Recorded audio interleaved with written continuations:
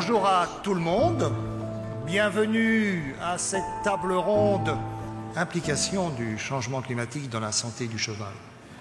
Je m'appelle Pascal Boireau, je dirige le laboratoire de santé animale ANSES et je vais,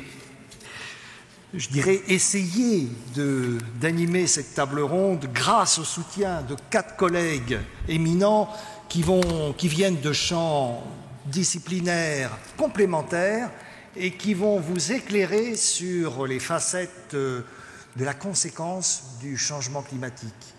Donc, je vais tout de suite laisser se présenter nos 4 intervenants qui vont être d'abord Stéphane Ziantara, le plus proche de moi, c'est pour cela, ce n'est pas par ordre autre. D'accord, merci Pascal. Donc oui, je suis Stéphane Ziantara. Je suis directeur d'une unité de virologie, ANSES, INRAE, École vétérinaire de Maison-Alfort, parce que comme Pascal a oublié de vous le dire, nous sommes localisés à Maison-Alfort. Le laboratoire de santé animale est localisé à Maison-Alfort et a un site aussi en Normandie. Et je suis aussi directeur adjoint du laboratoire de santé animale. Et sur le plan scientifique, je m'intéresse plutôt aux virus, aux maladies virales. Suzanne Bastien. Oui, bonjour, je suis Suzanne Bastien, donc je suis docteur vétérinaire, je suis maître de conférence à l'école vétérinaire de Nantes, à Oniris. J'enseigne l'écologie, les maladies infectieuses et en recherche je m'intéresse surtout aux maladies transmises par les tiques et à l'écologie des relations hôtes parasites, mais plutôt à l'échelle des paysages, donc la pâture et autour, et tout ce qu'il peut y avoir qui interagit entre les hôtes et leurs parasites. Voilà. Merci. Aurélie Merlin. Bonjour, moi je suis Aurélie Merlin, je travaille au laboratoire de santé animale de Normandie, donc à l'ANSES, et je suis épidémiologiste. Pareil, j'ai différentes thématiques de recherche, et ce qui nous intéresse aujourd'hui, c'est je travaille sur les parasites digestifs. Et c'est dans ce contexte-là que je vais présenter l'effet du changement climatique sur les différents risques pour les équidés aux parasites digestifs. Gilles Bergot. Moi, je suis vétérinaire, je suis toxicologue. Je m'occupe de toxines naturelles, d'origine animale ou végétale. Et j'instruis depuis 35 ans les cas d'intoxication végétale en France, chez les équidés, mais chez toutes les autres espèces animales également. Merci.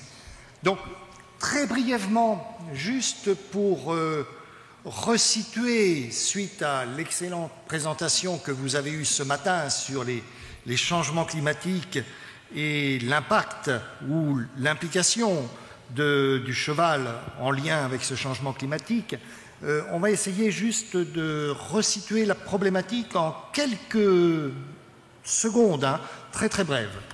Juste pour illustrer ce qu'est le changement climatique en action aujourd'hui, je vous ai pris un modèle de ville dans le monde sur la situation actuelle et vous pourrez relire toute la littérature disponible sur différents sites web, sur Fort McMurray, qui est une ville champignon au Canada qui a poussé grâce à quelque chose de fantastique. Bien sûr, c'est le pétrole de roche-mère ou gaz de schiste si vous voulez.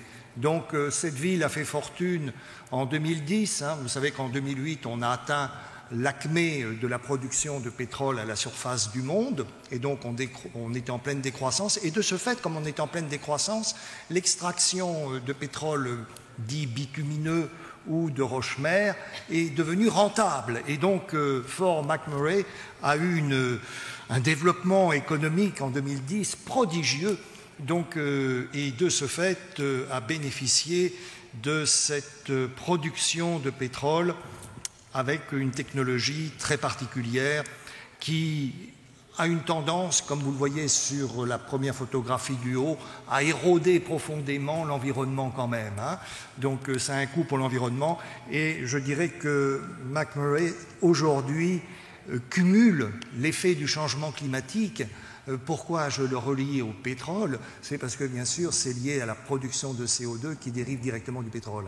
Donc on va le faire court, mais vous avez simultanément sur cette ville à la fois des inondations, méga inondations en 2016 et des feux épouvantables en 2020 où c'est des dizaines de milliers de personnes qui ont dû fuir les feux. Donc vous avez sur cette ville en fait la cristallisation de la cause tout compte fait du changement climatique et en même temps les conséquences immédiates qui reviennent en boomerang sur cette ville.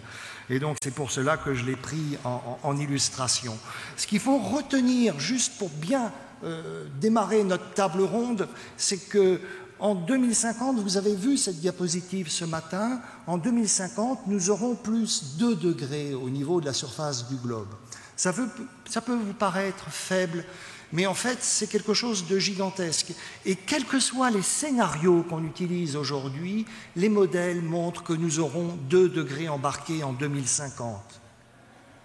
Je vous le dis tout de suite, les 2 degrés, c'est considérable. Considérable sur un élément qui est l'eau. J'étais frappé tout à l'heure en venant de la gare, en voyant la hauteur de la dernière grande inondation au XIXe siècle à Saumur.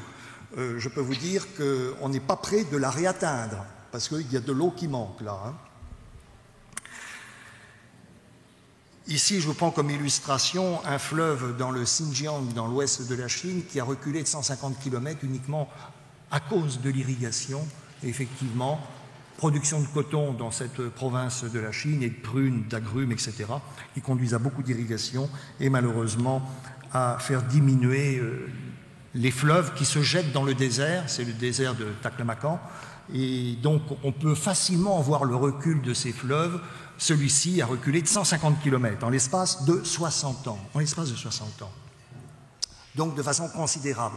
Si je reviens à l'écart de température pour bien illustrer la conséquence du changement climatique, c'est, eh bien, tout compte fait, on va revenir à notre histoire quasiment de notre humanité.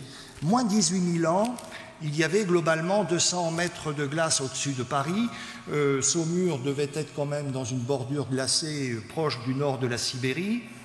Et c'est en fin de cette période glaciaire que, tout compte fait, la domestication du cheval a pu être menée à bien.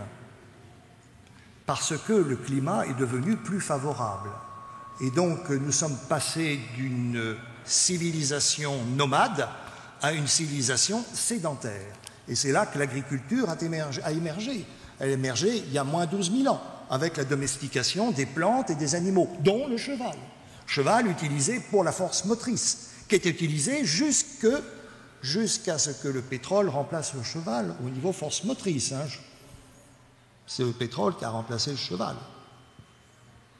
Mais le problème du pétrole, c'est qu'il nous entraîne beaucoup de pollution. Donc d'ailleurs, il faudra penser à réintroduire le cheval comme force motrice un jour ou l'autre. Donc vous voyez que tout compte fait, la différence de l'ère glaciaire à aujourd'hui, c'est 5 degrés. 5 degrés. 5 degrés, vous avez 200 mètres de glace au-dessus de Paris. Là, on est passé à plus 2 degrés au-dessus de ces 5 degrés. Donc vous voyez qu'on a fait un changement considérable. Et ce changement, c'est 2050. Donc de ce fait, il y aura des modifications qui sont annoncées, on va pas revenir là-dessus, mais je vous propose que nous discutions en 3 temps, grâce à nos experts, sur ces 3 questions. Les liens entre changement du climat et santé. Donc vous avez vu la problématique, on a un changement de climat qui est en action, on ne peut rien faire pour le freiner. Je vous le dis tout de suite, jusqu'en 2050, on ne pourra rien faire. Par contre, ce que l'on fait maintenant servira pour après 2050. Mais maintenant, pour 2050, c'est embarqué. Donc maintenant, quels sont les impacts de ce changement sur la santé? Et je me tourne vers Stéphane Zotta. Merci Pascal pour avoir planté le décor. Donc bon, effectivement, je pense qu'à moins d'être président du Brésil, tout le monde est à peu près conscient que la température du globe va monter. Et comme tu le disais, il y a une inertie de 30 ans. Donc même si aujourd'hui, tous les gouvernements mettaient en pratique des mesures pour empêcher ce changement climatique, on a 30 ans d'inertie. Et pour ce qui concerne donc la santé des équidés, une des conséquences va être Il y en a d'autres qui vont être décrits par mes collègues, mais pour ce qui me concerne, les maladies vectorielles, les maladies transmises par des insectes. Et vous savez que dans les pays chauds, il y a énormément d'insectes, parce que les insectes aiment bien les climats chauds. Donc ces populations vont se multiplier. Donc déjà en 2003, je ne sais pas si vous vous rappelez, il y avait une grande canicule et le gouvernement avait demandé à différents ministères de réfléchir aux conséquences de ce changement climatique. Et pour ce qui concerne la santé animale, j'avais eu la chance de faire partie d'un groupe de travail dans lequel il y avait Jean Jouzel de l'Institut du Globe qui présentait déjà des cartes, des graphiques très similaires. Et ce qui était déjà évident, c'était l'augmentation des populations d'insectes et donc éventuellement d'agents pathogènes que ces insectes transmettent.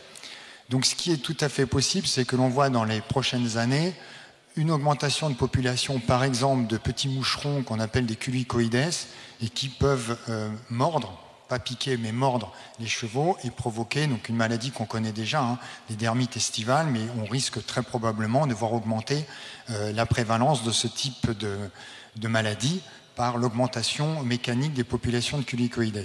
Mais par ailleurs, surtout, ces culicoïdes peuvent transmettre des virus, culicoïdes ou moustiques. Et si vous prenez le cas, par exemple, de la santé humaine, on a déjà, dans le sud de la France, des cas de maladies virales transmises par des moustiques autochtones. Je pense par exemple au virus de la dengue. C'est un virus qui est présent dans les régions tropicales, qui infecte l'homme. Et depuis quelques années, on voit des cas chez des gens qui habitent dans le sud de la France, qui n'ont pas quitté la France et qui ont été infectés, qui sont infectés par ce virus, puisqu'ils trouvent un environnement très favorable pour se développer. Donc pour revenir au cheval qui nous intéresse, il y a une infection virale dont on parle depuis quelques années, qui est le virus West Nile, qu'on appelait avant le virus du Nil occidental, qui est un virus qui a été identifié il y a quelques années, en 1937 en Afrique, sur la partie ouest du Nil. Ce virus est arrivé, il a vraiment fait parler de lui en 1999 quand il a émergé sur le continent américain. Et depuis une dizaine d'années, maintenant un peu plus, une vingtaine d'années, je dirais, on le trouve dans le bassin méditerranéen et on a des cas très réguliers tous les ans dans le sud de la France, en Corse, en Espagne, en Italie. Il avait été identifié dans les années 60, je vois Jean-Luc au fond, par des collègues de l'école vétérinaire de Lyon, 62-65, puis avait complètement disparu, ou en tout cas n'avait pas été identifié. Très probablement qui circulait, mais à bas bruit. Mais depuis les années 2000, on voit très régulièrement des foyers chez les chevaux, chez l'homme, chez les oiseaux. Parce que ce virus a un cycle oiseau-moustique, oiseau-moustique, oiseau-moustique. Et de temps en temps, les moustiques vont aller piquer l'homme, le cheval, d'autres espèces. Et chez le cheval, il peut provoquer des encéphalites, des méningoencéphalites qui peuvent s'avérer mortelles. Et on voit donc tous les ans maintenant des cas. Alors, dans les années 2000, on avait un seul lignage de ce virus qui était le lignage numéro 1, un peu par hasard, il y a 8 lignages de ce virus. Et depuis les années 2003-2004, on a un deuxième lignage. Donc, en fait, on a le lignage 1 et le lignage 2 du virus West Nile qui circulent dans tout le bassin méditerranéen, mais pas uniquement le bassin méditerranéen. On a des cas maintenant du côté de Berlin, qui n'est pas quand même réputé pour être l'image d'une ville située en région tropicale, bien qu'il fasse très chaud l'été à Berlin. Il y a eu des cas l'année dernière aux Pays-Bas. Donc on voit une augmentation de l'aire de répartition de ce virus West Nile. Et en 2018, une année particulièrement chaude, il y a eu 7 fois plus de cas de West Nile en 2018 que dans toutes les années précédentes, en gros les 15-16 dernières années précédentes. Donc là, véritablement, on sait que les populations de moustiques répliquent le virus d'autant plus facilement que la température augmente. Il ne faut pas qu'il fasse trop chaud, mais on en est loin encore. Donc le jour où la température européenne sera celle du Sahara, il n'y aura plus de moustiques, parce que là, ils seront grillés. Mais pour l'instant, on est en une phase un peu intermédiaire, et donc on est dans des climats qui sont ceux qu'on trouve en Italie, en Espagne, où il y a beaucoup de moustiques, ou dans le sud de la France. Et donc là, les moustiques prolifèrent et les virus adorent se multiplier dans ces cas-là. C'est un exemple de maladie. J'ai peut-être été un peu trop long. C'est un exemple qui est important, effectivement. C'est important. Et c'est la partie, effectivement, on voit bien l'interface entre virus, culicoïdes, moustiques. Mais, Suzanne Bastian, il y a aussi les tiques dont vous nous avez parlé tout à l'heure. Comment vont-ils se comporter, à votre avis, avec ces 2 degrés embarqués?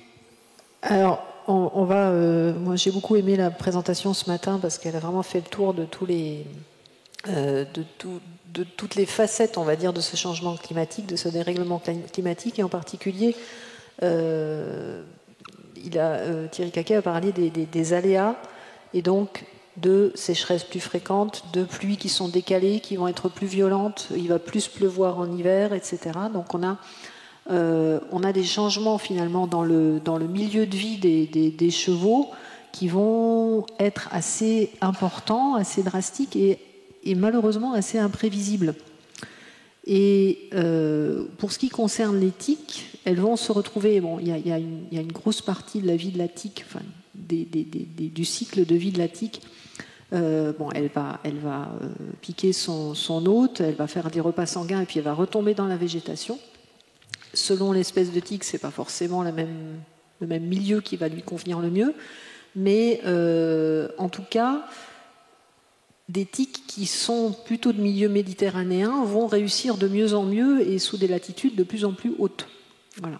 Donc on risque d'avoir, on anticipe, en fait, c'est même pas qu'on risque, on anticipe qu'on aura une remontée vers le nord d'espèces qui sont plutôt méditerranéennes, qui vont profiter, entre guillemets, ou qui vont se sentir mieux dans surtout ces épisodes de sécheresse estivale, probablement, qui survivront. Voilà. Et peut-être aussi une perte de biodiversité qui sera liée au fait que les conditions vont devenir plus difficiles aussi pour les autres espèces, donc des prédateurs, aussi des tiques, etc. Donc, qu'est-ce que ça veut dire pour la santé des chevaux? Qu'ils risquent d'être exposés à d'autres vecteurs, peut-être plus agressifs, peut-être qu'ils vont transmettre d'autres agents pathogènes. Donc là, on commence à voir des tiques qui sont plus abondantes dans le sud, donc ces fameuses Yaloma qui gagnent du terrain. Voilà. Donc on ne les a pas encore observées partout, mais elles commencent à gagner du terrain et c'est un risque pour la santé des animaux. Donc ça mérite qu'il y ait une surveillance, la surveillance des maladies pyrolaïques par exemple, qui s'établit sur le territoire, qu'on garde vraiment la trace des nouveaux cas qui arrivent, qu'on sache à quoi c'est dû et qu'on recherche un petit peu derrière si c'est dû à des nouveaux vecteurs. Voilà, nouveaux qui s'étendent. Voilà. Mais l'autre risque qui est plus général, je dirais, c'est le risque de déclenchement de maladies parasitaires suite à des stress. Et là, le stress hydrique ou le stress alimentaire, parce que il va y avoir une sécheresse estivale ou il va y avoir un manque d'eau à certains moments, risque chez des chevaux qui sont porteurs et qui normalement vivraient relativement bien avec leurs parasites à bas bruit, eh bien ils vont déclencher un épisode de maladie aiguë qu'ils n'auraient pas eu par ailleurs. Merci. Et justement, sur les maladies parasitaires, Aurélie Merlin, qu'en pensez-vous? Du coup, la température va bien sûr avoir un impact direct sur le cycle des parasites digestifs. On peut prendre par exemple l'exemple des cyatostomes, donc des petits strongles, qui ont une stade qui se passe à l'extérieur, donc développement des œufs en larves infestantes. Et on sait très bien que par exemple, si on prend l'exemple des 2 degrés, à 15 degrés, on a besoin d'environ à peu près 10 jours pour que l'œuf se développe en larve. Mais si on monte à 18 degrés, là, même à 17, 18 degrés, parce que c'est plutôt à 18 que j'avais l'exemple, que là, on va descendre à 5 jours. Donc, on a vraiment une accélération du cycle. Donc, ça veut dire qu'on risque d'avoir des parcelles qui vont être de plus en plus infestées rapidement. Donc, on risque de devoir traiter plus rapidement.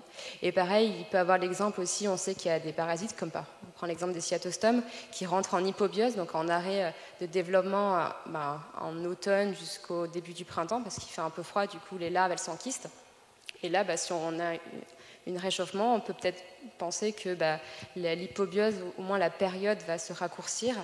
Et sur les chevaux qui hivernent dehors, parce qu'il y en a quand même plein, on peut s'attendre que en fait, toute l'année, on retrouve des parcelles avec des niveaux d'infestation qui sont élevés.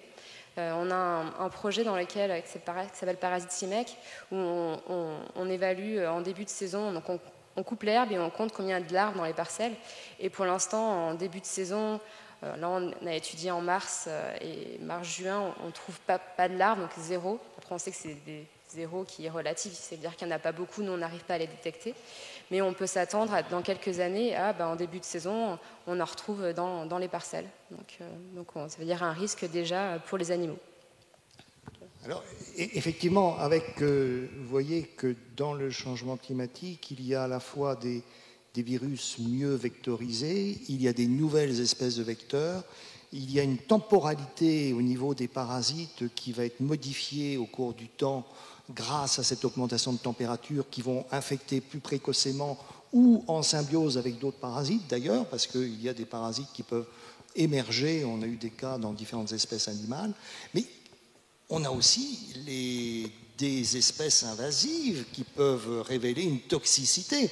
On a aussi des plantes invasives, toxiques également, qui peuvent bénéficier de ce changement climatique.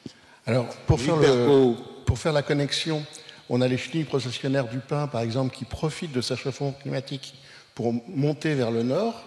Mais on a surtout, c'est les modulations du climat, c'est-à-dire des orages plus violents, des pluies sévenoles dans des territoires qu'on n'avait pas l'habitude, la multiplication des incendies, qui va modifier les profils phytoécologiques des pertures et faire le lit pour des plantes qui initialement étaient faiblement représentées, vont se devenir massivement représentées. On a par exemple des efflorescences phénoménales de coquelicots. Or, le coquelicot est neurotoxique chez le cheval. On a des Vicia villosa, la veste velue, qui est profitant du fait qu'il y a eu des pluies très limitées au printemps, au moment où les graminées sortent, a profité des pluies du mois de mai pour pulluler. Et on a des champs comme ça, et c'est surtout le basculement vers des monospécificités de pâture qui peuvent faire le lit à des intoxications, puisqu'on est toujours sur le principe de Paracels 1537, sola dosis facit venenum, seule le dose fait le toxique. Et donc c'est le fait d'avoir multiplié les plantes potentiellement dangereuses. Alors évidemment, il y a des exotiques envahisives. On pense par exemple au Senson du Cap, qui est en train de progresser, mais ça peut être également de la flore autochtone qui module sa toxicité en fonction du stress qu'elle va subir. Puisque la plante stressée peut se mettre à produire des médiateurs de toxicité. Je pense par exemple à certaines furonucumarines ou des dérivés cardiotoxiques qui, eux, vont profiter justement du fait que la plante n'était pas habituée à être bioagressée et par les pluies et par la moisissure ou par des attaques de champignons ou d'insectes, et qui, elle, va se mettre à produire des molécules potentiellement dangereuses. Et il y a aussi un troisième élément, c'est la modulation, on en parlera peut-être plus tard, c'est l'utilisation des pesticides qui a, avec des produits extrêmement rémanents dans les années antérieures, qui maintenant, baissant leur rémanence, laissent la plante se défendre toute seule. Qui vont toucher effectivement notre deuxième question. Mais peut-être avant de passer à la deuxième question, si vous avez des questions dans la salle, je crois qu'il y a des micros qui peuvent circuler. Il y a 2 micros, au moins 2. Donc oui, il y a une question là-bas.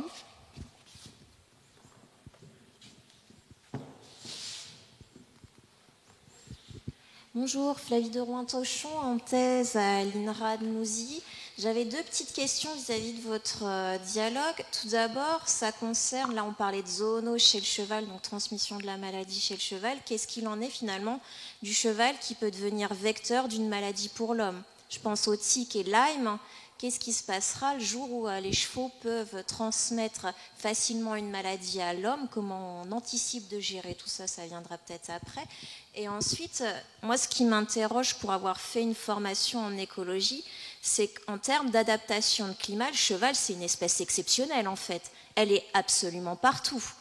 Or, pour moi, en soi, le cheval, ça ne gênera pas le changement climatique. Il couvre déjà toutes les aires habitables. Et ça, qu'est-ce que vous en pensez ? Alors, qui répond à cette question? Le cheval, comme l'homme d'ailleurs, couvre toutes les aires climatiques, ce qui est bien pour le futur, justement. Ça nous permet de nous adapter et de répondre. Le cheval comme cul-de-sac dans certains cas, mais qui n'est pas forcément cul-de-sac, qui peut être vecteur et qui peut être amplificateur. Peut-être un point, c'est que c'est vrai que le cheval comme l'homme est capable d'être présent dans différents écosystèmes, etc. Mais là, comme on parle des problèmes de santé, il y a des problèmes de santé qu'on trouve que dans certaines régions du monde liés au climat, qu'on ne trouve pas dans nos régions et qu'on risque de voir. Donc on n'est pas en train de dire que les chevaux vont disparaître de Normandie ou de Pays de la Loire, mais par contre, il y a très probablement des maladies qui risquent d'apparaître dans nos régions dans 10 ans, dans 20 ans, en tout cas dans un futur finalement assez proche quand même, et qu'on ne voyait pas, comme c'est déjà le cas chez l'homme. En médecine humaine, les médecins du sud de la France sont maintenant sensibilisés au fait de voir des cas de Zika, de dengue, etc., chez des gens qui n'ont jamais quitté leur département, ce qui n'était pas du tout des choses connues auparavant. Et il n'est pas du tout impossible qu'un jour on ait des cas de West Nile à quelques kilomètres de là, parce que les conditions climatiques vont modifier les cycles des moustiques, par exemple, de même que Aedes albopictus, maintenant on le retrouve partout, alors qu'il y a encore 20 ans, c'était absolument pas le cas. Donc c'est pas la survie de l'espèce ou l'adaptation du cheval, c'est plus les dangers auxquels les chevaux seront confrontés. Merci. Suzanne Bastian, voulez-vous oui, juste compléter? Je crois que oui. Autre question. Personne. Ah, c'est la suite, c'est oui. la suite, d'accord. Du coup, à ce moment-là, vous allez peut-être en venir dans comment anticiper et se mieux préparer. Mais en fait, faut étudier massivement la biologie. On le verra dans la troisième question, si vous voulez, ouais, cela. Parce qu'on ne va pas anticiper sur notre troisième question, parce qu'avant, il y a des facteurs d'aggravation qu'on va voir tout de suite. Là, on va terminer sur l'aspect, le lien entre changement climatique et la santé équine. Je voulais peut-être Suzanne juste Bastian. compléter ce que disait Stéphane. C'est que, en fait, oui, les chevaux sont... Enfin, la nature est bien faite dans un sens, les chevaux sont adaptés à leur environnement et savent se défendre contre ce qui leur arrive. Mais il faut du temps pour ça, c'est-à-dire qu'il y a un apprentissage, l'immunité acquise contre les parasites des virus ou d'autres pathogènes, c'est une réalité, c'est très bien fait. La jument qui met bas un petit poulain, le petit poulain, il reçoit dès la naissance ce qu'il faut pour résister à ce qui est dans son environnement. Donc, c'est bien. Ceci étant dit, pour que le système immunitaire marche bien, il faut que l'animal soit en bonne santé. Et donc, s'il a des déficits, et c'est là où on revient à la question du stress ou du stress alimentaire, un déficit protéique notamment, la machine immunitaire marche moins bien. Donc, l'individu cheval qui va vivre dans un environnement perturbé ne va plus pouvoir se défendre de la même façon qu'avant. Donc on n'a pas pour l'instant de grosses préoccupations de chevaux qui seraient un réservoir de maladies infectieuses pour l'homme, sous votre contrôle. Mais en tout cas, on est évidemment dans un environnement qui va être de plus en plus difficile à vivre. Et donc il faudra donner les moyens à nos chevaux et à nous-mêmes aussi d'être résilients par rapport à ces difficultés. Merci. Je crois qu'il y avait une autre question. Non, pas d'autres questions sur ce thème. Donc, écoutez, je vous propose que l'on passe à notre deuxième question, c'est-à-dire, bien sûr, il y a un changement climatique qui est embarqué, mais en fait, il y a l'homme qui est sous tous les climats, lui aussi il gravite du nord au sud, quel que soit le climat, grâce à ces machines d'ailleurs. Et quels sont en fait les facteurs d'aggravation de ces dangers qu'on a vus dans notre première question par certaines pratiques? Y a-t-il pas des pratiques qui risquent d'être aggravantes dans la problématique qui se dessine à l'horizon, dans lequel nous vivons aujourd'hui, Donc, y a-t-il des pratiques? Gilles Bergot, justement, vous avez commencé d'aborder ce point-là avec la partie des toxiques, des plantes toxiques et de ces espèces invasives. Oui. Ce qui est important, c'est la vitesse de modification de l'environnement des chevaux auxquels ils ont une grande difficulté à s'adapter. Parce qu'à partir du moment où vous leur importez dans l'environnement de ces chevaux des végétaux exotiques, par exemple, qu'ils n'ont pas du tout l'habitude de connaître, et ils vont être exposés à ces plantes et développer éventuellement les effets délétères de ces plantes. Vous avez également tout ce qui est... par exemple, les incendies. Les incendies qui sont à répétition sur certains territoires dégradent les floraisons. Et à ce moment-là, on voit arriver ce qu'on appelle des levées de dormance pyrophiles, c'est-à-dire des végétaux auxquels l'animal n'est exposé qu'à petite dose, à très forte dose. Et à ce moment-là, un risque d'intoxication qui peut être aigu ou chronique. Et là, c'est vrai que sur les chevaux, ils arrivent parfois à détecter les risques, parce que les plantes émettent des signaux de danger. Ils arrivent à détecter tout ce qui est en phénomène aigu, mais tout ce qui est phénomène chronique, et je pense au Senson du Cap, par exemple, où le Senson du Cap, c'est un hépatotoxique qui va dégrader progressivement la fonction hépatique, et donc on va avoir l'émergence de ces problèmes. Et puis, alors ça vient se confronter, la perte de la rémanence des pesticides qui étaient utilisés dans les années 70 avec une agriculture productiviste a refait émerger des plantes autochtones. Il n'y a pas longtemps, on a eu un problème de mortalité sur des chevaux avec de l'adonis. C'est simplement parce qu'il n'y a plus d'herbicides pour inhiber la germination de cette plante messicole adventice des grandes cultures. Donc on voit que le réchauffement climatique, bien sûr, va modifier les conditions de milieu, mais également tout ce qui va être en corrélation avec les pratiques liées au... Et puis un dernier point, c'est par exemple l'utilisation de l'animal pour prévenir les incendies, par exemple avec des chevaux, pour piétiner ou pour consommer de la biomasse combustible. On s'aperçoit qu'on expose des chevaux sans les éduquer à l'exposition à des plantes qu'ils ne connaissent pas.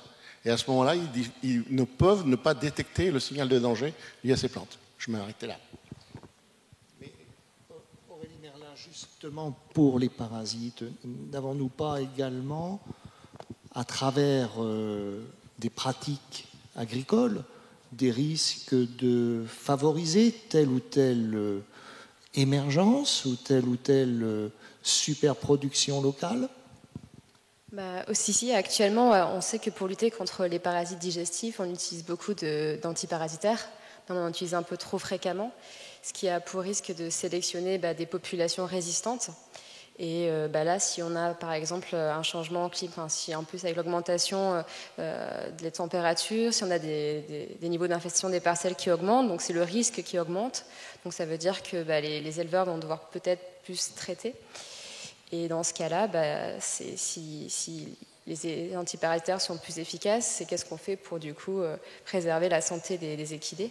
Donc c'est vrai que cette problématique des antiparasitaires et des résistances, c'est une problématique qui est très intéressante. On l'abordera un peu à la fin sur les bonnes pratiques, entre guillemets, de comment essayer d'optimiser l'utilisation des antiparasitaires actuellement. Mais c'est vrai que c'est une question et on a très peu de données sur en fait, l'état des lieux de l'efficacité des antiparasitaires.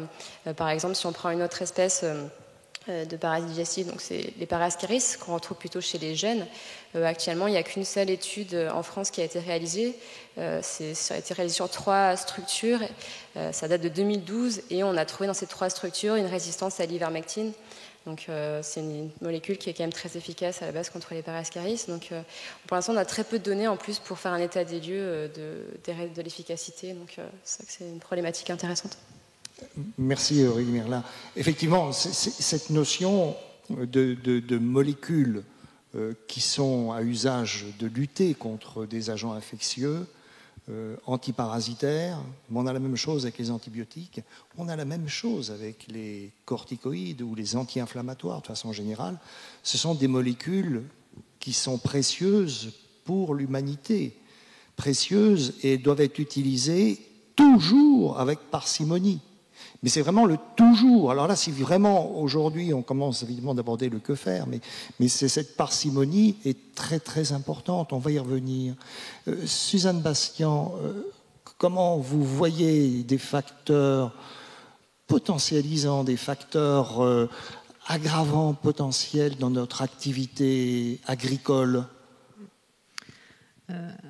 Alors moi, ce qui me choque le plus, c'est ce qui a été évoqué tout à l'heure aussi, c'est la perte des bocages, c'est la perte des structures annexes en fait de l'agriculture et la perte de diversité de l'agriculture. Je ne sais pas si vous avez traversé certaines régions ici dans l'Ouest, parfois c'est à perte de vue du ré gras et du maïs.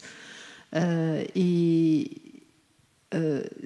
c'est un vrai problème parce que la diversité des espèces qui sont présentes elle est diminuée très fortement.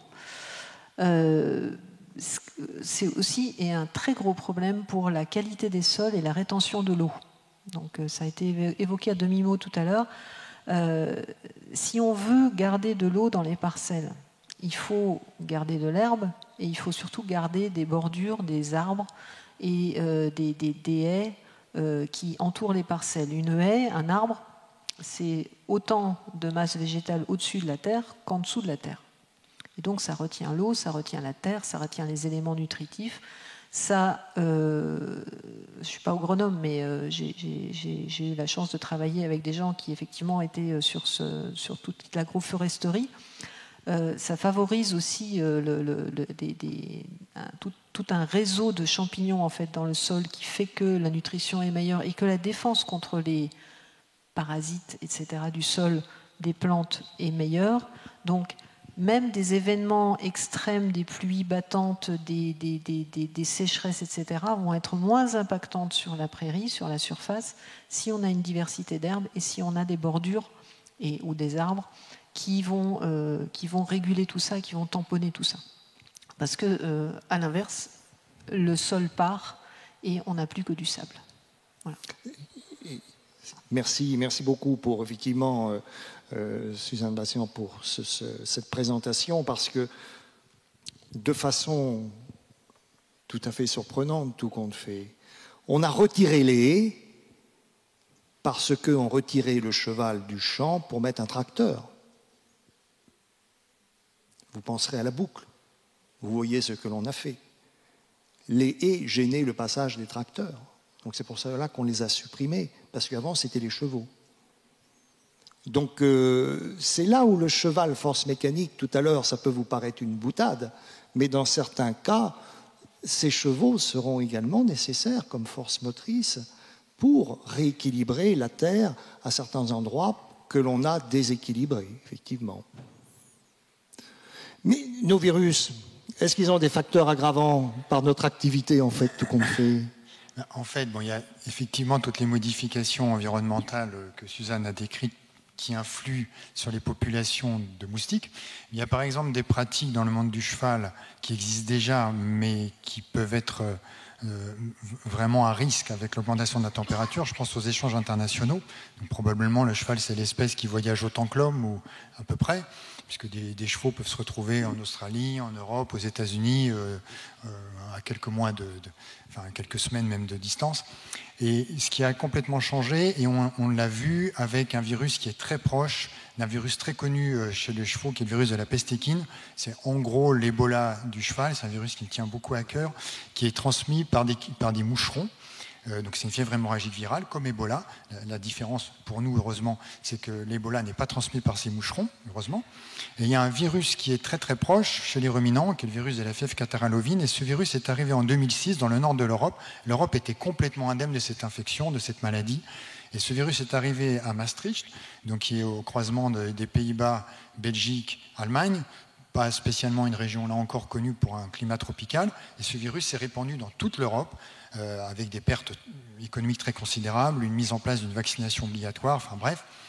Et en fait, probablement que ce virus arrivait régulièrement, sauf que ce virus arrivant d'Afrique, d'Asie, était probablement pris en charge par des culicoïdes, mais qui ne trouvaient pas les conditions climatiques suffisantes pour qu'un cycle s'amorce.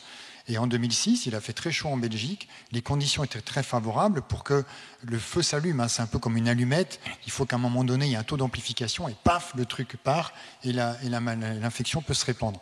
Et c'est ce qui s'est passé en 2006. Et on n'est pas du tout à l'abri d'avoir une importation d'un virus, par exemple de la peste équine ou autre, qui arriverait donc en Europe et qui trouverait donc des conditions favorables à son développement, soit venant de chevaux, qui peuvent avoir échappé au contrôle officiel, ce sont des choses qui arrivent, soit par des espèces comme par exemple les zèbres, qui sont des espèces infectées de façon asymptomatique. Et par exemple en 2020, il y a eu des cas de peste équine en Thaïlande. Ils ont importé des zèbres dans un zoo en Thaïlande. Là, on a des conditions climatiques très favorables. Et le virus s'est répliqué, ce qui n'avait jamais été décrit. Il y avait déjà eu le cas en Europe en 1987 avec l'arrivée de zèbres à Madrid et puis ensuite un virus qui s'était répandu de l'Espagne au Portugal, au Maroc. Donc et d'ailleurs, la Fédération équestre internationale avait, il y a quelques années, dit la question n'est pas de savoir si la peste équine arrivera en Europe, mais quand elle arrivera.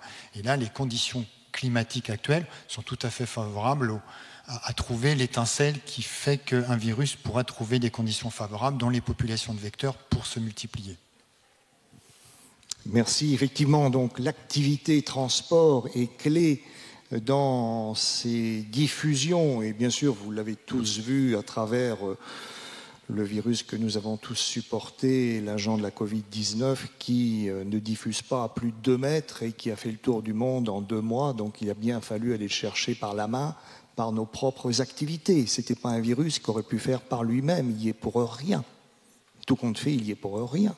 Mais on va les chercher, ces virus. Et c'est ça aussi la problématique aggravante aujourd'hui. Vous voyez qu'on a beaucoup de pratiques, tout compte fait.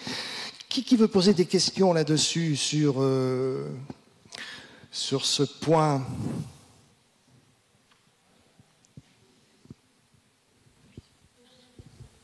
Donc bonjour, voilà, moi je m'appelle Delphine Franxon et une partie de mon travail c'est d'accompagner les détenteurs d'équidés au pâturage dans la gestion de la biodiversité, notamment de leurs herbages. Et du coup j'ai peut-être une petite question pour Madame Bastian.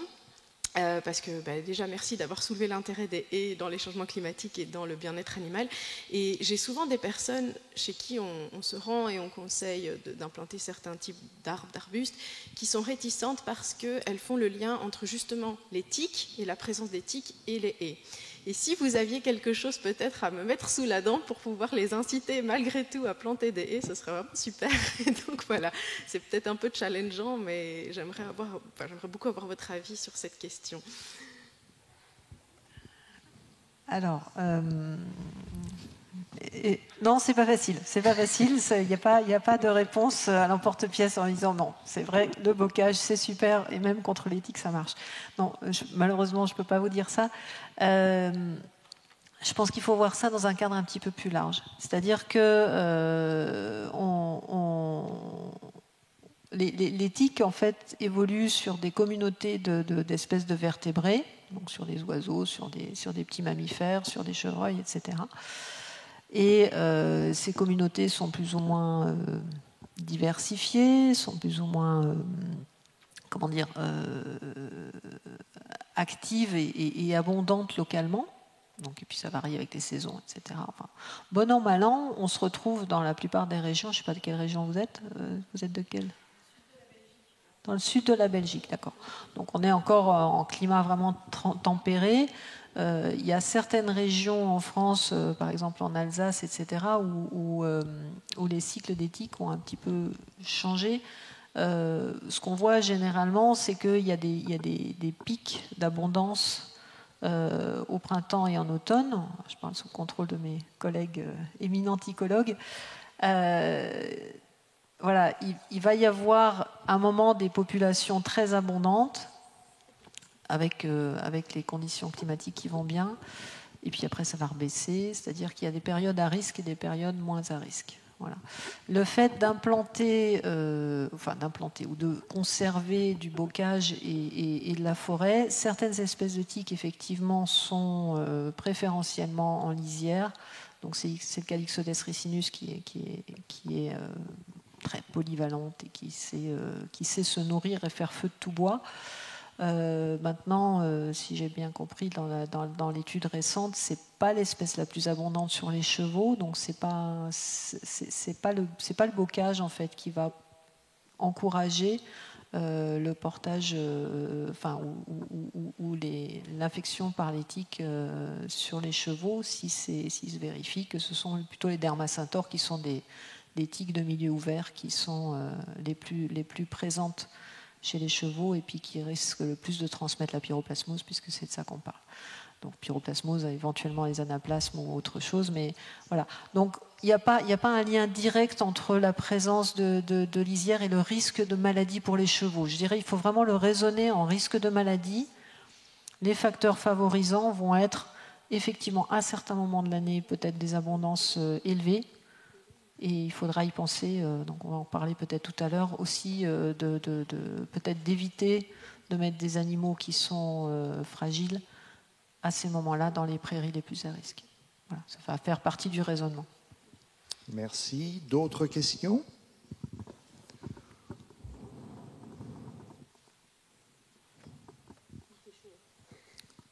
Sur les aggravations des dangers en lien avec certaines pratiques.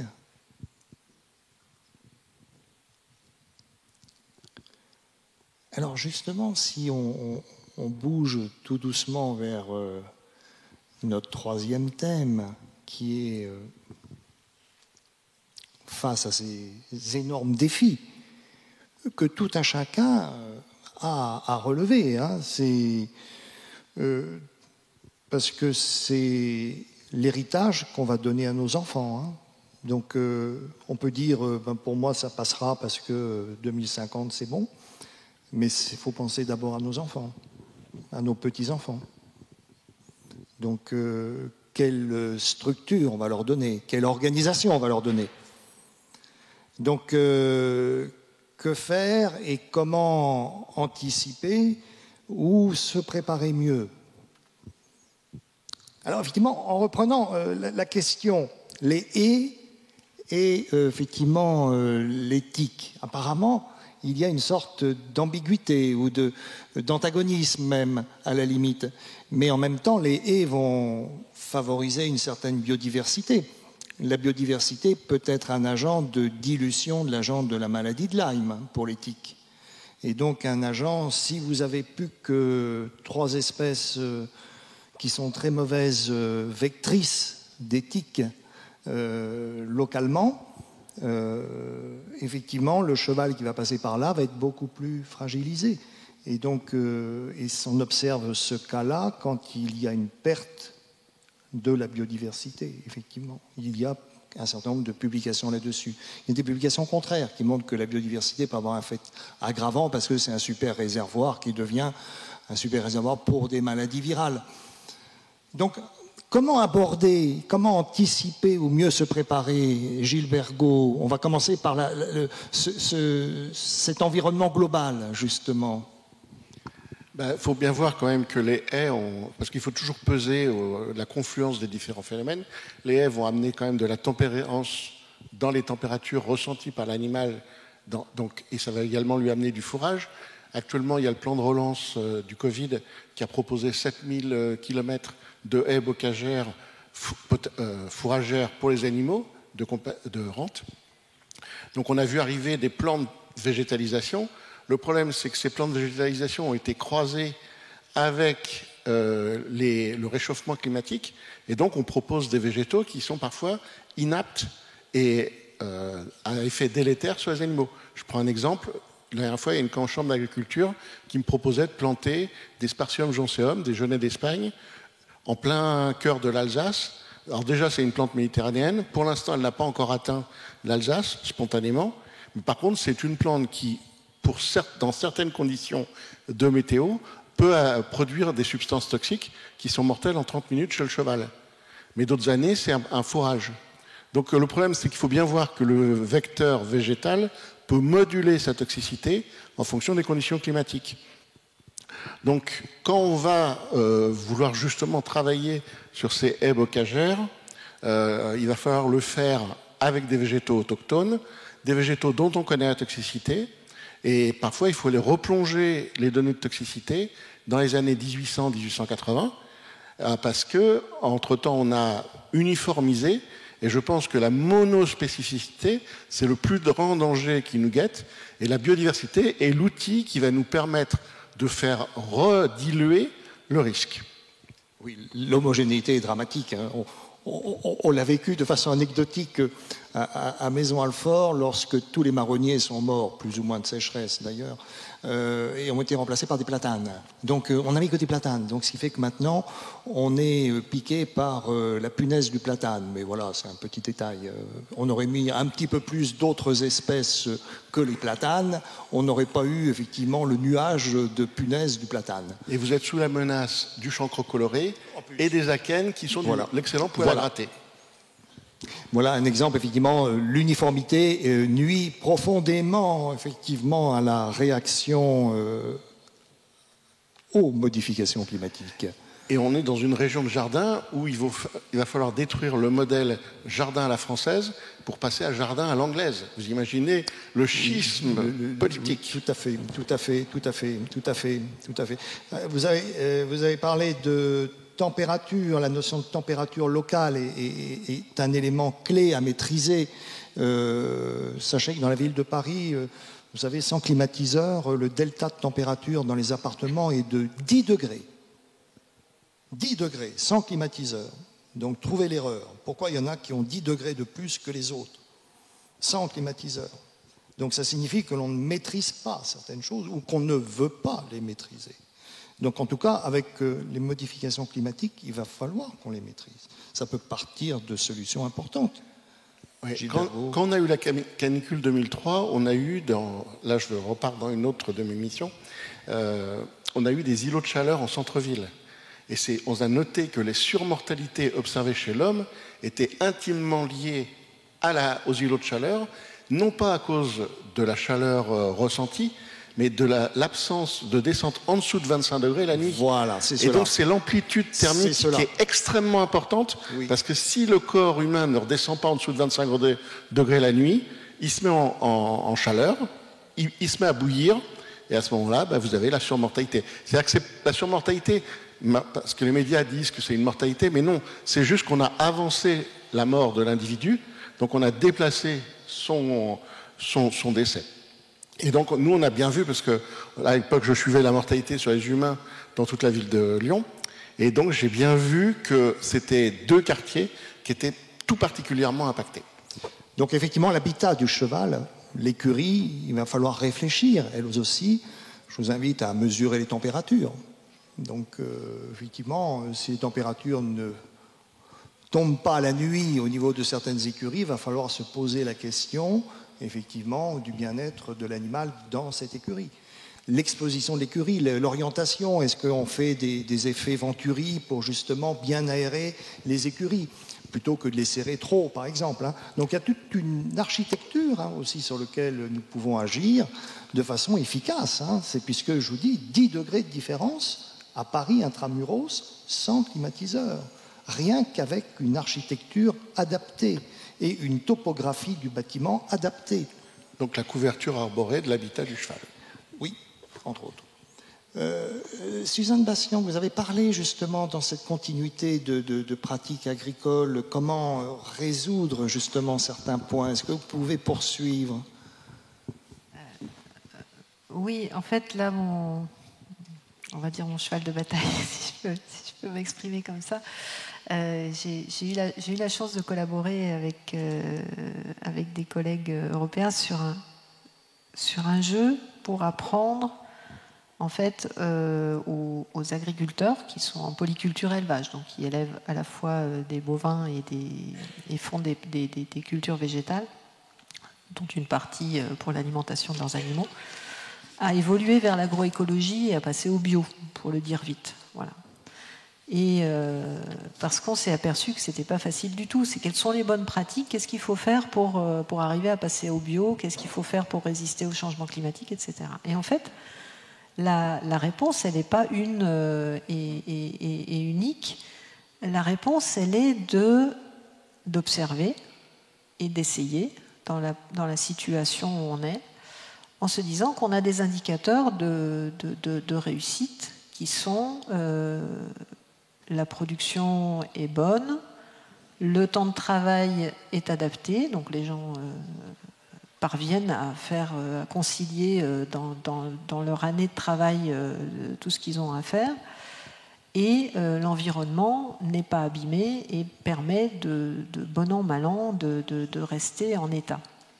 Donc, il y a toute une batterie de pratiques qu'on peut mettre en place. Donc, c'est mettre les animaux au champ plus tôt, plus tard, les déplacer peut-être dans une pâture en bord de rivière parce qu'au moment des grandes chaleurs, ça paraît évident tout ça, mais ça demande de réfléchir à l'échelle de tout son parcellaire et même de tenir compte des bâtiments qu'on a à sa disposition, du temps de travail des gens qui ont à s'occuper des chevaux pour les déplacer, pour éventuellement aller venir les voir, les abreuver, etc. Ou pas. Et donc de réfléchir à son système. Et donc c'est l'approche système, je pense, qui est la clé de la réponse au changement climatique, en se disant, je vais faire un système qui, bon an, mal an, va être le plus robuste possible, va me permettre d'élever mes animaux pour le but que j'en ai, que ce soit du loisir parce que je monte à cheval, ou que ce soit de la production parce que j'ai des juments d'élevage, que ce soit de l'animal de sport de haut niveau, etc. Et à chaque fois, il va falloir faire des choix. C'est vrai que quand on a un animal de compétition, eh bien, il faut qu'il mange suffisamment, il faut qu'il soit à l'abri, il faut qu'il puisse se déplacer, etc. Et puis, il faut qu'il puisse s'entraîner. Voilà. Donc, ces objectifs de production ou des objectifs de gestion vont conditionner ce qu'on va pouvoir faire et qu'on va pouvoir mettre en place. Et plus le système sera robuste, c'est-à-dire plus il y aura de diversité végétale, plus il y aura d'abris auprès des haies, plus on aura une vue d'ensemble des parcelles que vous avez à disposition.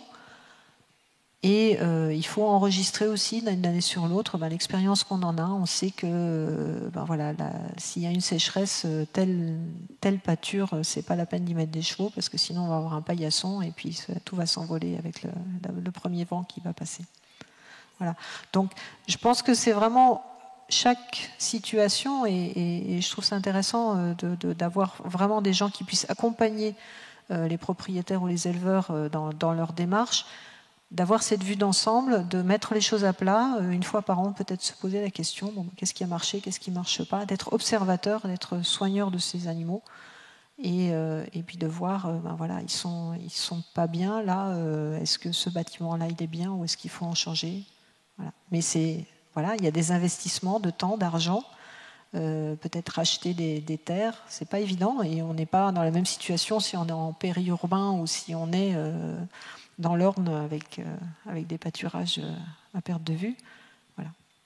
Approche systémique, approche complexe, bien sûr, qui doit utiliser les savoirs autochtones, bien sûr, les observations, et puis en même temps réfléchir sur tout ce que l'on dispose comme outil, parce qu'on dispose de tas d'outils, hein. On a abordé un tout petit peu l'habitacle, mais il y a d'autres points techniques qui peuvent nous aider sur l'irrigation et l'apport d'eau locale qui peuvent influer. Mais l'autre point aussi qu'on a abordé un tout petit peu tout à l'heure, c'est justement nos méthodes pour quand il y a malheureusement un prédateur, c'est-à-dire un agent infectieux qui bénéficie du terrain qu'on lui a préparé, qu'on lui a lâché, on n'a pas beaucoup d'armes. Alors justement, Aurélie Merlin, on n'a pas beaucoup d'armes parce que, rappelons-le, les approches thérapeutiques sont un bien pour l'humanité qu'il faut à tout prix protéger. Et donc, parce que sinon, c'est nos enfants et petits-enfants qui trinqueront là-dessus. Donc, justement, au niveau des parasites, qu'est-ce qu'on peut faire ?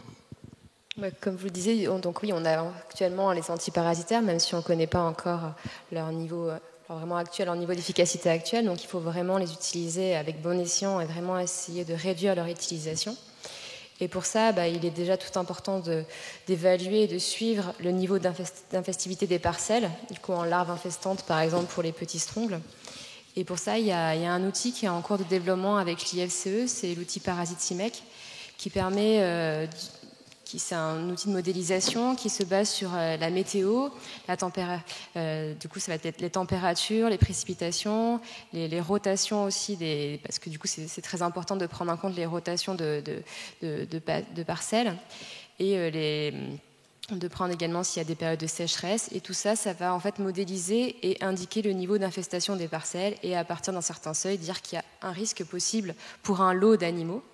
Et une fois que le but, c'est une fois qu'on a identifié un lot potentiellement à risque, c'est important d'aller un peu plus loin et de faire par exemple une coproscopie pour essayer d'identifier en fait les individus qui excrètent le plus de parasites. Donc ça peut être eux qu'on peut essayer de cibler vraiment les traitements que sur ces individus-là qui vont du coup disséminer un petit peu, il y a les œufs qui vont disséminer un peu sur les parcelles et c'est eux en fait qui vont du coup infester les parcelles. Et donc potentiellement c'est pour ça que c'est important en tout cas d'avoir ce deux niveaux, en tout cas d'essayer d'identifier les lots à risque et ensuite les individus. Et surtout, également, il y a un troisième point très important, c'est d'évaluer dans sa structure l'efficacité des antiparasitaires qu'on va utiliser. Et pour ça, il y a un test très simple, c'est le test de réduction d'excrétion fécale, qui se base sur une coproscopie individuelle avant traitement et 14 jours après. Et avec un système de calcul, ça permet d'évaluer si l'antiparasitaire qu'on utilise, il est efficace ou pas.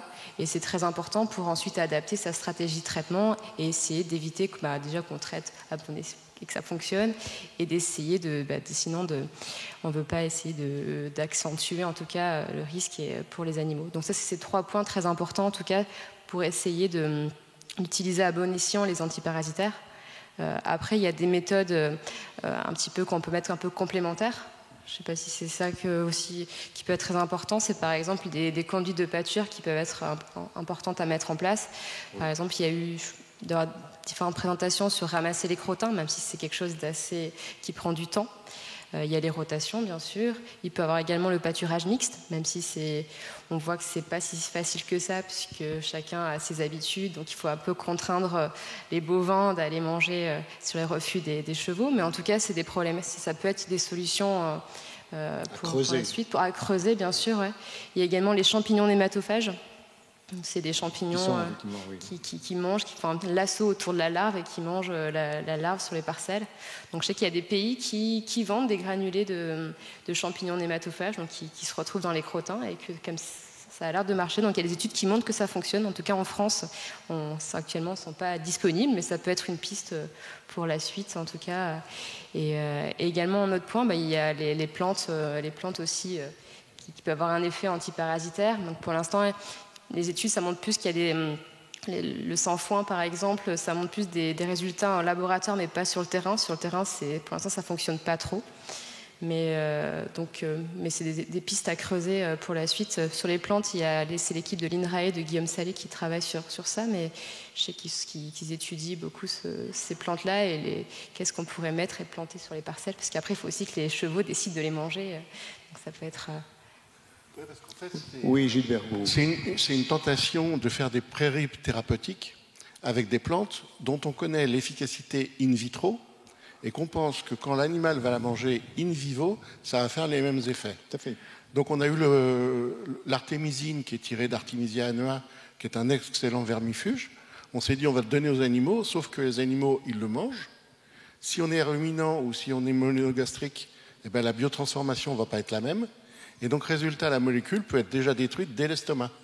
Or, il aurait fallu qu'elle arrive jusqu'à l'intestin. Or, elle n'y arrive pas. Et donc, en fait, par exemple, là, il y a une expérimentation sur des terpènes de l'amiacée. Il faut les faire en fumigation. Fumigation, c'est une voie intrapulmonaire, comme une intraveineuse, donc ça marche. Mais par contre, si on la mange, ça ne marche pas du tout.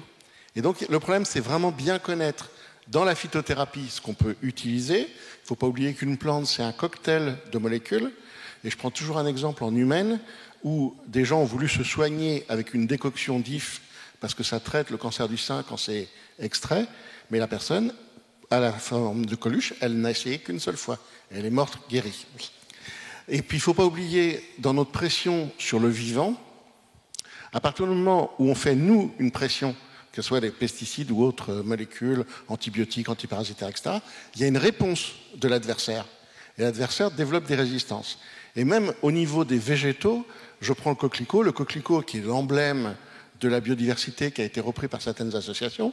En fait, c'est la plante la plus résistante aux herbicides qui existe, puisqu'elles ont intégré dans leur génome la résistance aux herbicides que nous utilisons. Et moi, j'ai des bovins, et je pense qu'il y a d'autres espèces insulaires corses, qui ont développé une résistance génétique à une plante toxique. C'est-à-dire que, comme ils sont confrontés en permanence à cette plante toxique, ils ont incorporé. Et quand on regarde le génome de l'animal qui est résistant, on s'aperçoit que c'est le même codon que la résistance des rongeurs sous la pression des rodenticides. Donc, résultat, on voit bien qu'on est sur des équilibres, donc on est dans du vivant, et dans du vivant, il faut, par petites touches, amener le vivant à s'intégrer dans le nouvel environnement. L'introgression d'un gène, c'est à peu près une dizaine de générations. Le problème, c'est que là, on a un réchauffement climatique qui va plus vite que l'introgression du gène. Donc c'est ça aussi qu'il faut intégrer. Pour moi, c'est vraiment la violence et la vitesse de la modification des conditions de milieu qui est vraiment où nous, on doit, en tant sachant, essayer d'amener le maximum d'informations jusqu'à la partie la plus proche de l'espèce. Effectivement, c'est à bien retenir cette complexité d'outils qu'on pourrait mettre en œuvre, mais qui doit être de façon raisonnée.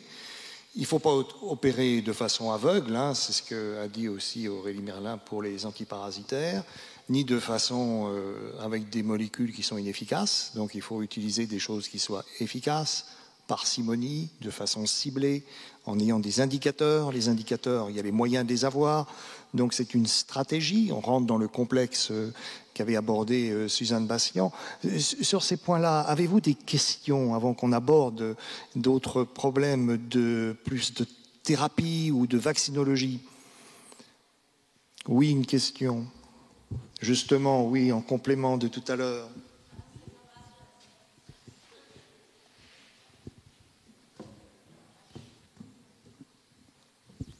Oui, j'avais quelques questions suite en fait à ce que vous avez exposé, notamment au niveau des haies.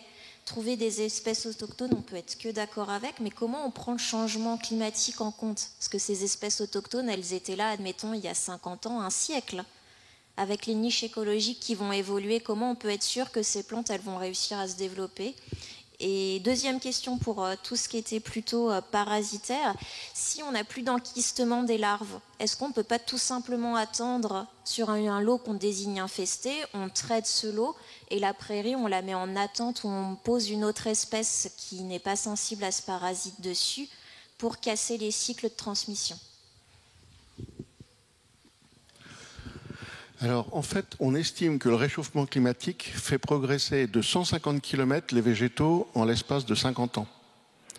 Donc, il suffit d'aller chercher des végétaux autochtones à 150 km, mais pas des végétaux importés illégalement ou légalement à 7000 km. Voilà. Merci.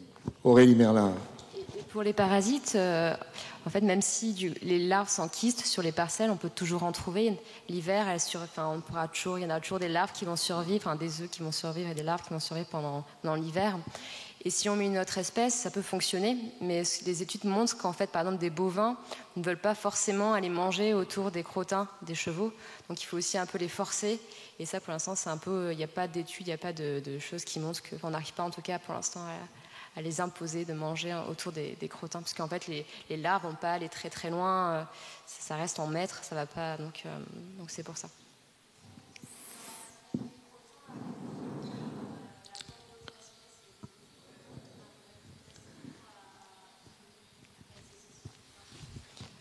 Pour l'instant, il n'y a pas d'études sur le ramassage de crottins et le pâturage mixte, en tout cas ma connaissance, mais ça pourrait être une étude qui pourrait être intéressante, peut-être, bien sûr. Une piste parmi d'autres, effectivement, à creuser. Ça fait partie de nombreuses pistes, donc il y a beaucoup de travail pour le temps à venir. Donc l'an prochain, il faudra qu'on voit l'avancement d'ailleurs des travaux là-dessus. Autre question? Oui, devant.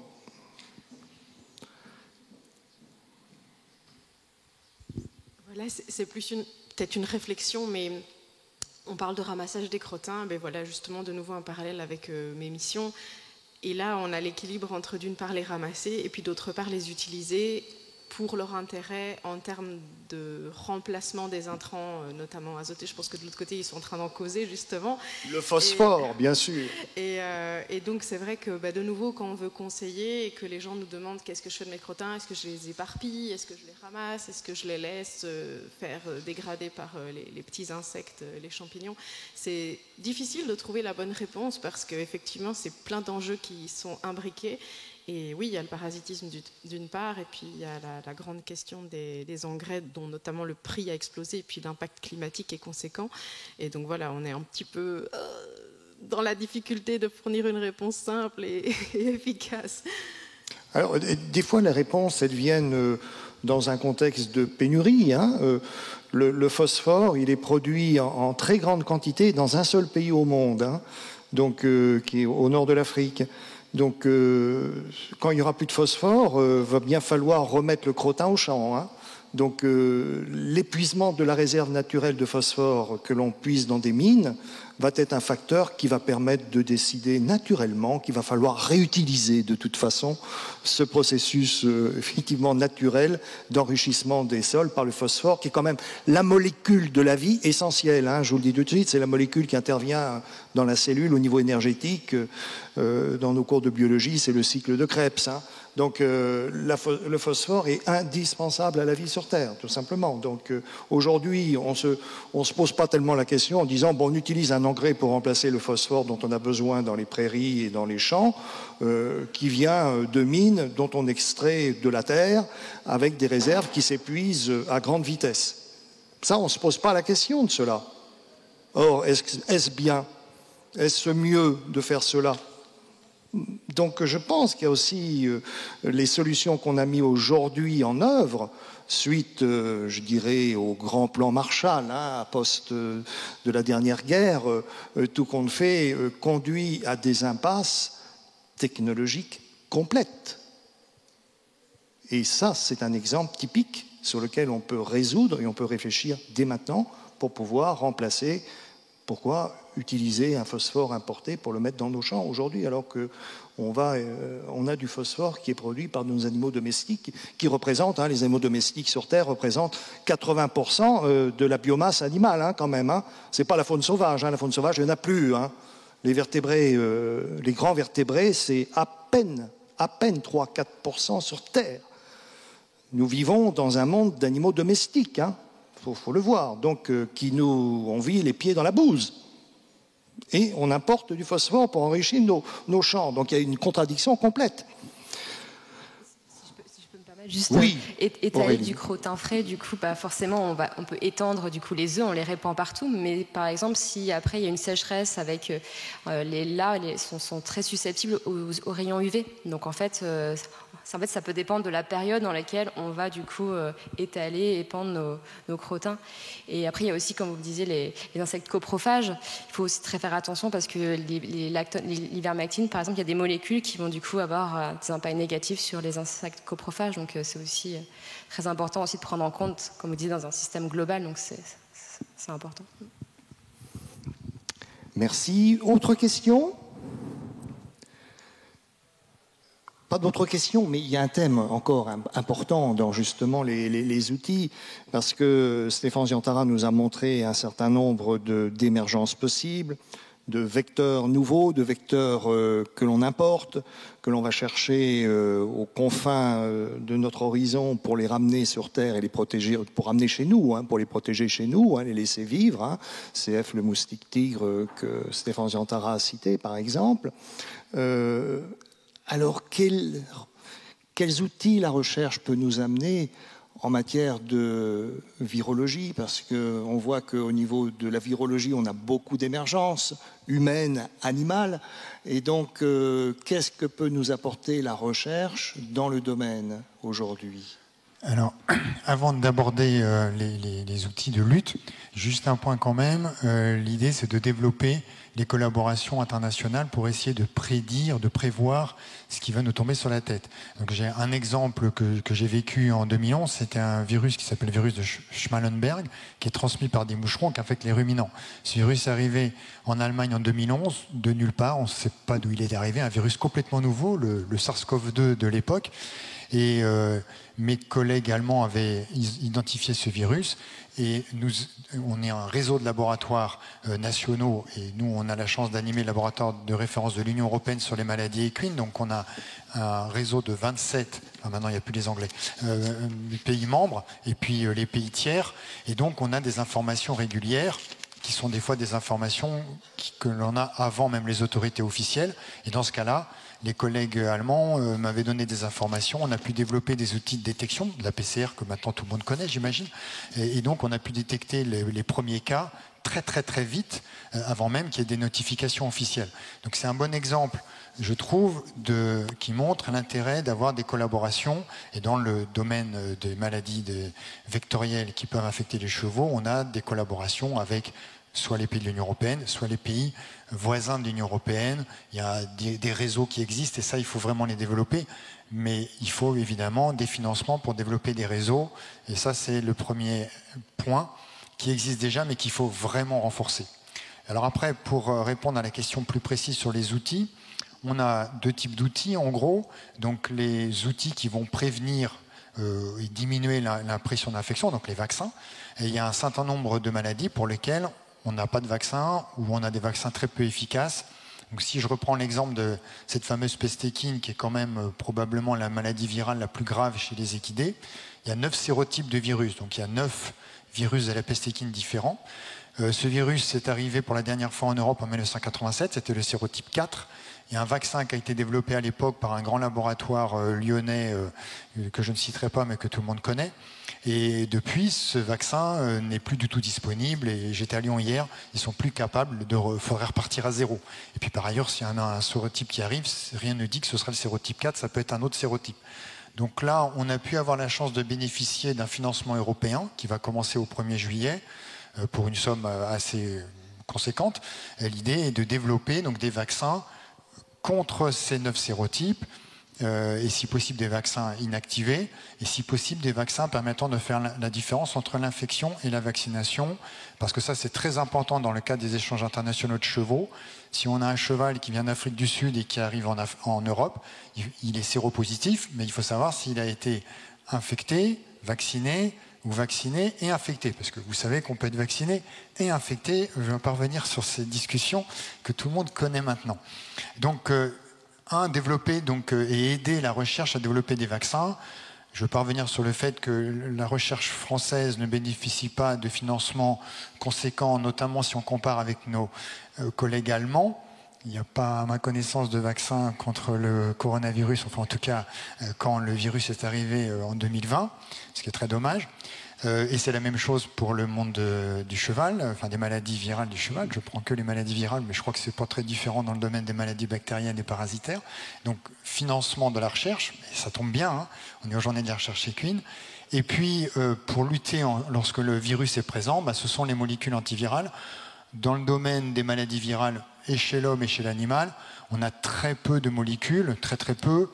Bon, chez l'homme, vous savez, il y a des traitements, des thérapies antivirales dans le cadre du virus du sida.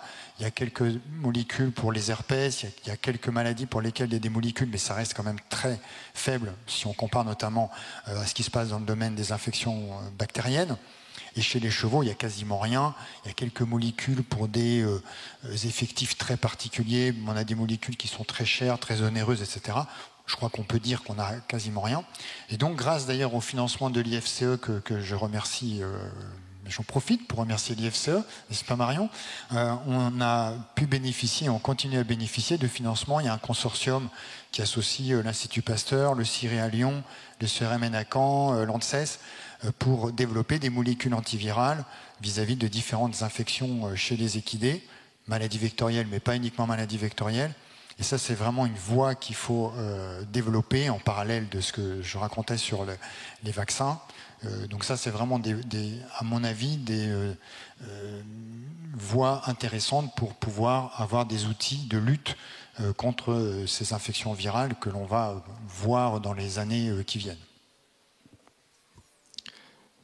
Là aussi, effectivement, on voit le très faible nombre d'outils que l'on a et l'ampleur de la recherche nécessaire pour pouvoir mettre en place des méthodes et des nouvelles stratégies de lutte Donc effectivement, il y a des émergences qui sont favorisées par les changements climatiques. Pas que, on l'a vu, puisque l'activité humaine favorise par des tas de choses ces émergences, mais que de l'autre côté, on a un goulot d'étranglement, c'est qu'on a très très peu de méthodes de lutte. Très très peu. Et donc, on a très peu de nouvelles molécules, on a très peu de nouveaux vaccins. Et donc, il y a un défi aujourd'hui véritable. Quand j'ai commencé en infectiologie, on m'avait dit, donc il y a un certain nombre d'années maintenant, on m'avait dit, tu touches pas à la recherche d'anti-infectieux parce que c'est du domaine de l'industrie. Mais le problème du domaine de l'industrie, c'est qu'elle a un modèle budgétaire qui n'est pas tout à fait le même que ce qui est nécessaire au bien commun, c'est-à-dire qu'il lui faut une rentabilité. Et un anti-infectieux, quand il marche, en 3 jours, c'est réglé. L'affaire, elle est réglée. Donc, 3 jours d'anti-infectieux, ce n'est pas 18 mois d'anticancéreux. Vous n'avez pas du tout le même modèle économique, donc pas du tout la même force de recherche. Donc la recherche, bien sûr, industrielle, est très très limitée dans les domaines parce qu'elle n'a pas un modèle économique viable. Parce qu'effectivement, la molécule anti-infectieuse, en 3 jours, c'est réglé. Donc en 3 jours, on ne va pas la faire payer 10 000 €, la molécule anti-infectieuse. Elle va être payée 3 francs 6 sous. Donc ça ne tient pas au niveau économique, c'est vrai. Les antibiotiques aujourd'hui sont des molécules banales, très peu coûteuses, et qui ne sont pas le support de la recherche industrielle. Donc on a vraiment une difficulté ici qui est clé et qui nécessite d'avoir, comme l'a souligné Stéphane Ziantara, une aide à la recherche pour pouvoir développer des nouvelles stratégies, la recherche académique qui doit à tout prix s'accaparer ce domaine de recherche académique. Et là, on a un bel exemple en virologie qui est soutenu en plus par l'IFCE, ce qui est très très bien, et qui permet de donner espoir pour pouvoir utiliser dans différents modèles des nouvelles stratégies dont on a besoin. Comme on a vu qu'il y a besoin de nouvelles stratégies antiparasitaires, comme on a vu qu'il y avait besoin de nouvelles stratégies de gestion complexe de nos prairies, de notre environnement, qu'on rentre dans un système complexe, effectivement, où c'est la gestion de systèmes qu'il faut intégrer. On voit aussi derrière qu'il y a besoin d'une recherche structurée, très diversifiée, qui touche ce fameux concept « un monde, une santé » parce que c'est lié. Avez-vous des questions sur ce domaine important de la lutte contre les agents infectieux ?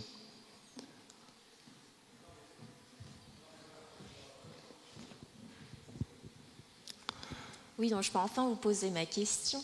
Ah oui, non, je l'attendais, excusez-moi. Ce qu'on parle finalement, lutter contre le virus une fois qu'il est dans le corps. Pourquoi on ne lutte pas contre les vecteurs quand il y a un vecteur, je suis d'accord, mais couper le vecteur, c'est quand même couper l'entrée de la maladie quelque part. Donc pourquoi pas aller vers ces systèmes de lutte en complément de ces recherches en virologie ? Non, mais oui, vous avez complètement raison. Il existe déjà des recherches sur les luttes, notamment la lutte contre les moustiques, notamment, c'est quand même probablement les espèces pour lesquelles ce type de stratégie est la plus avancée. Il y a tout un tas de stratégies avec des insectes stériles, par exemple. Alors, je ne parle pas des insecticides qui ont des effets que vous connaissez, mais par exemple, les insectes stériles, c'est quelque chose qui est utilisé ou qui est en cours de validation dans certains endroits du monde. Pour les moucherons, c'est beaucoup plus compliqué. Il y a plus de 1400 espèces de Culicoides. Ils ont des cycles complexes. On les connaît très mal. Il y a très peu de recherche aussi. Enfin, vous allez me dire, je dis toujours la même chose. Mais par exemple, les Culicoides, en France, il n'y a qu'un ou 2 labos qui sont capables de cultiver ces Culicoides. Il faut des gens 24 heures sur 24. Enfin, c'est quand même un gros bazar pour dire les choses. Donc tout ça, ça impose d'avoir beaucoup de financement, ce qui n'est pas le cas. Mais c'est effectivement une piste, je suis tout à fait d'accord avec vous. Alors je ne l'ai pas cité parce que aujourd'hui, il y a plus d'efforts sur soit les vaccins, soit les molécules antivirales contre le virus lui-même, ou la bactérie ou le parasite. Mais c'est vrai que les luttes contre les vecteurs sont aussi importantes, je suis d'accord. Et elles ont l'avantage d'être ciblées sur le vecteur, effectivement, par certaines stratégies qu'a décrit Stéphane Ziantara. Elles ciblent le vecteur sans cibler toutes les espèces d'arthropodes périphériques. Ce que fait notre fameux DTT, qui était utilisé pendant des décennies, dans la période glorieuse où on utilisait effectivement le lance-flamme pour détruire ce qui nous gênait, ou de mettre du pétrole sur des mares quand il y avait trop de moustiques. Ça a été fait dans un certain nombre de pays par des Français, pour résoudre le problème de paludisme. Ça résout le problème du moustique. Mais vous voyez, quand on utilise le bazooka pour résoudre un problème qui pourrait être résolu uniquement avec une petite tapette, on obtient des effets collatéraux considérables. Chose qu'on a toujours opérée jusqu'à présent quelque part. Parce que la problématique de l'insecticide chimique, c'est qu'il tue au-delà du simple moustique ou culicoïde cité par Stéphane Ziantara. Donc, alors qu'il y a des technologies aujourd'hui qui arrivent, qui sont disponibles aussi dans certains pays et qui ne sont pas encore utilisées.